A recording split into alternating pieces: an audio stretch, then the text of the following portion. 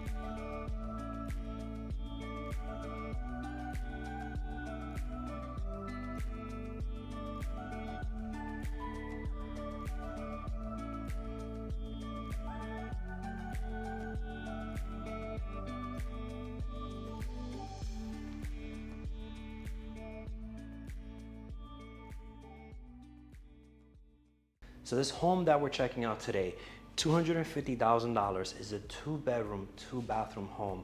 It sits on an amazing lot, and this has some custom closets, some of the nicest custom closets that I've ever seen in property, like under $300,000. In fact, I've probably never seen anything under $400,000 with the kind of closets that this property has, and you're gonna be excited when you take a look at that. No HOA, no CDD. And when I ran the comps, so for those of you who don't know, comps are the comparable properties in the area. they're sitting right around $262,000 in a 1 mile radius. So I basically pinpointed this property, drew a radius around it and said, show me what all the properties with similar square footage are selling for. And that sits right around $262,000. So that means that this property is a great bargain.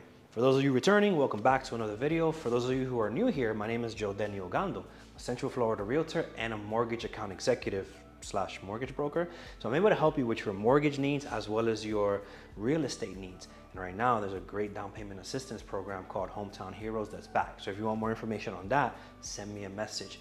This channel explores all things real estate throughout Central Florida and Florida. We go to all different counties, all different cities, and we look at different homes like resales, new construction. So if that sounds beneficial to you, consider subscribing to the channel. Drop a like on this video, drop a comment, let me know where you're watching from. Also drop a comment of where you would like to see future videos at. You know, I like going different places, seeing different areas, and I'll find some homes in those areas to make a video for so you can see kind of like what that area is like. But let's check out this beautiful home in Sanford and let me know what you guys think at the end.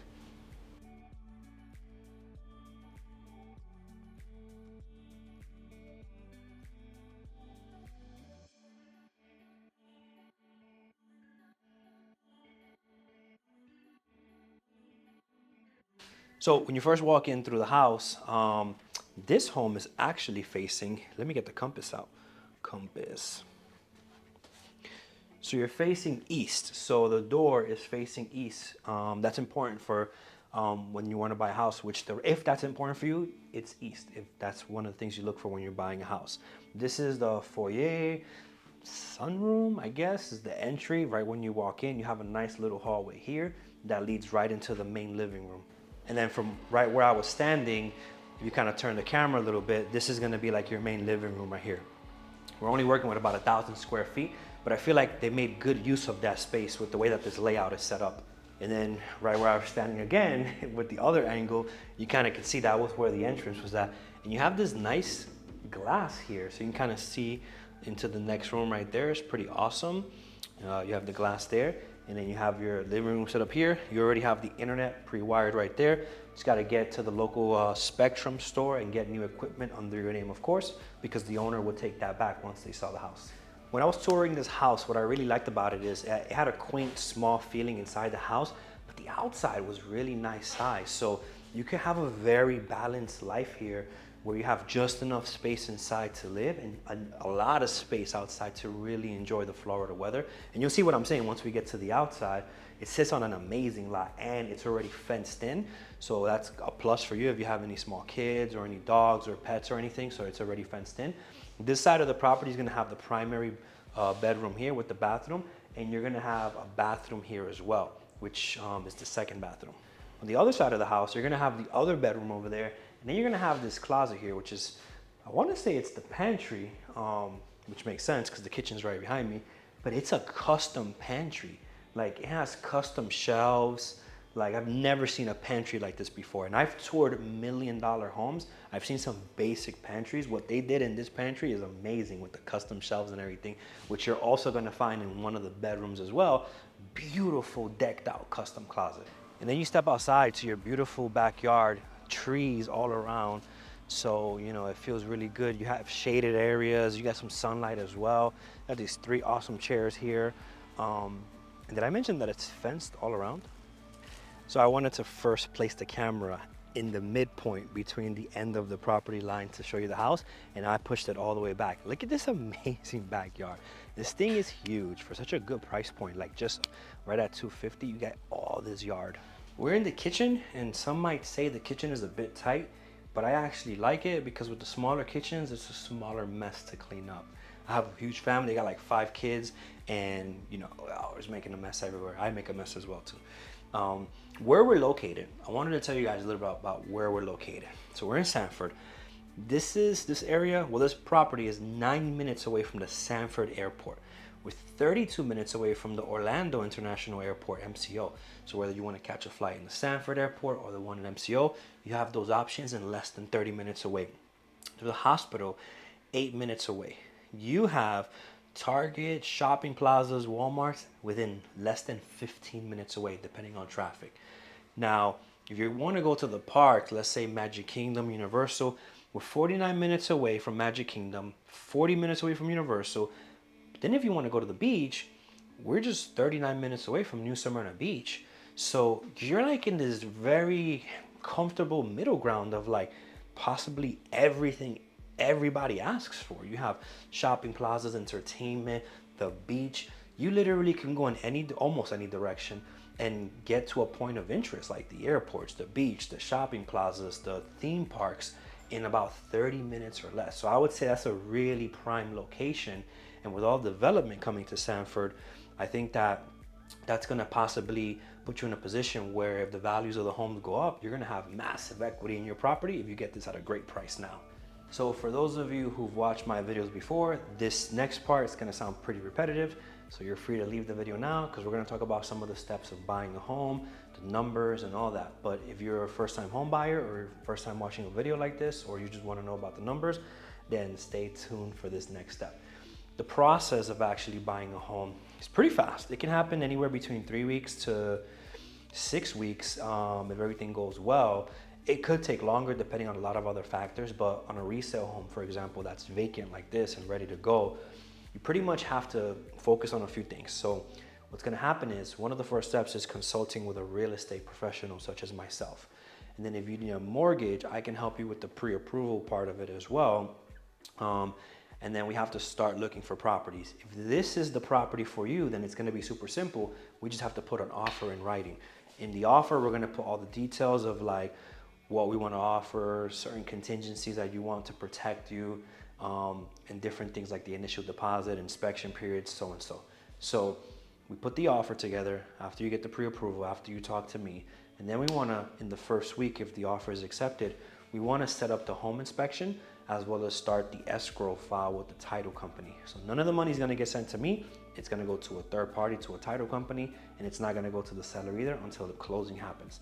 So the title company is responsible for making sure that the title is clear and that there's no issue with the paperwork. The lender is going to be in the background working on the financing for you, unless if it's cash, then you don't have to worry about that. At the same time, the home inspector is going to be here during the first week to pretty much verify the condition of the property.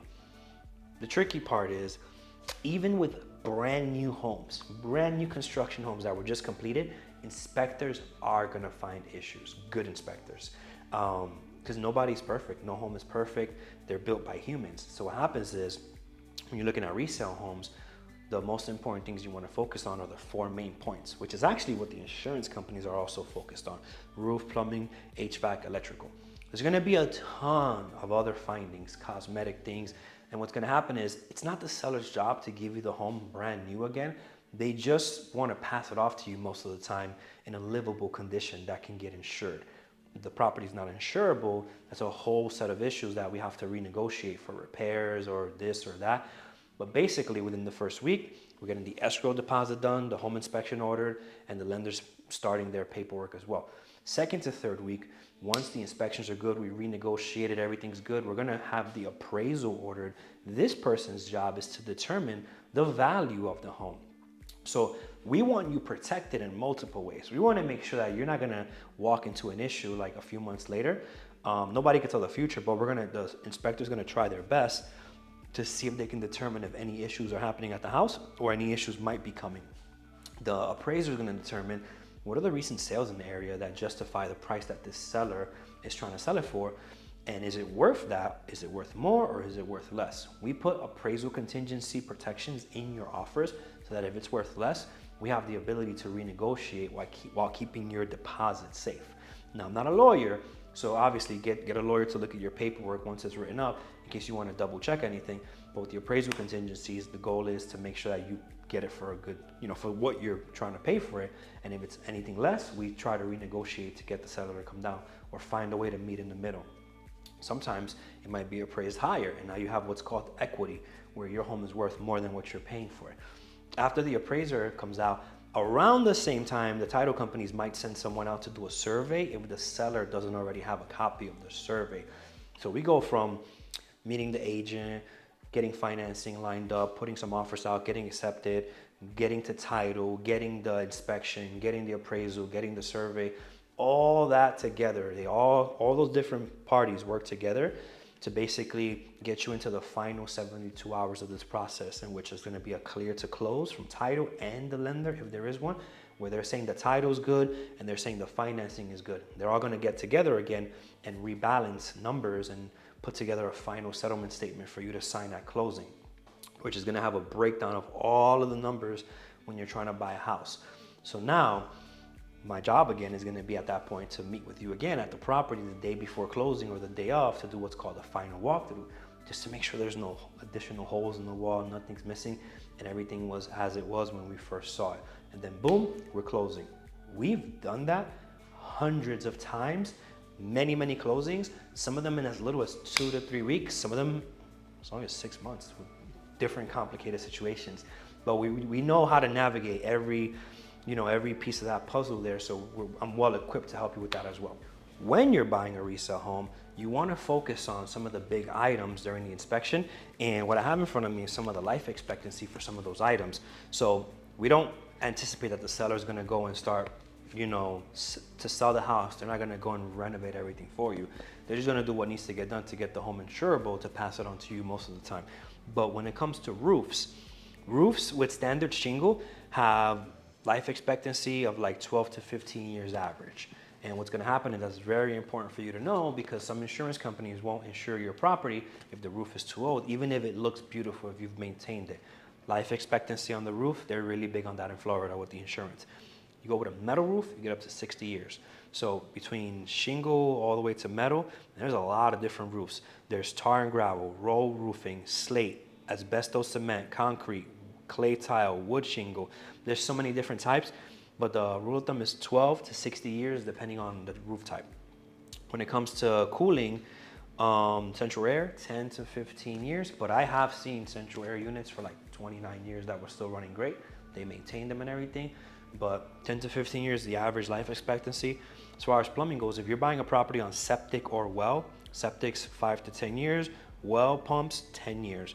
As far as the appliances go throughout the property, dishwasher, 5 to 12 years, or dryer, 10 to 25 years. So the dryer could last a whole lot longer than the dishwasher. But the garbage disposal is going to be 5 to 12 years, oven and range 15 to 20, and a washing machine 5 to 15. So the washing machine can go out at 15 years while your dryer can go to 25 years. I would have thought they would have been like more in line with each other, but different components, different science behind it. I'm not an expert at that, just reading it off this paper. When you're buying a house, as far as numbers go, you want to put aside enough money for the down payment and the closing costs. So there's many different loans out there. I'm also a mortgage broker, so if you need help with financing, reach out to me. Even if you have your own realtor, right, and you want to work with me as the mortgage broker because of the experience that I have, I would love to just help you with the financing. And you can work with your own realtor if they're a friend, family member, or referral, however you want to structure that. But you want to factor in down payment and closing costs. So like on a traditional loan for like an FHA, let's say 3.5% down, it's 3.5% down. Then you want to factor in closing costs, which can be anywhere from 3 to 5%. So if we took a 4% and a 3.5% number, merged them to 7.5%, on a property like this, 250K, you could be around $18,000 to $19,000. Now, remember, I have a program available if you're a first-time home buyer and if you qualify for it, where we'll get you up to 5% towards your down payment and closing costs. So out of that $19,000, we can probably help you with $12,500 of it. And then you just gotta pretty much come up with the rest of it. Or if the seller's motivated enough to help you with that, we can ask them for a seller concession to help out a little bit with that. Made it to the end of the video. Thank you for watching. Drop a like on this video, drop a comment, let me know where you're watching from, and drop a comment to let me know where you would like to see future videos of. And also, if you need help with mortgages, reach out to me directly. Thanks for the love, and see you on the next video.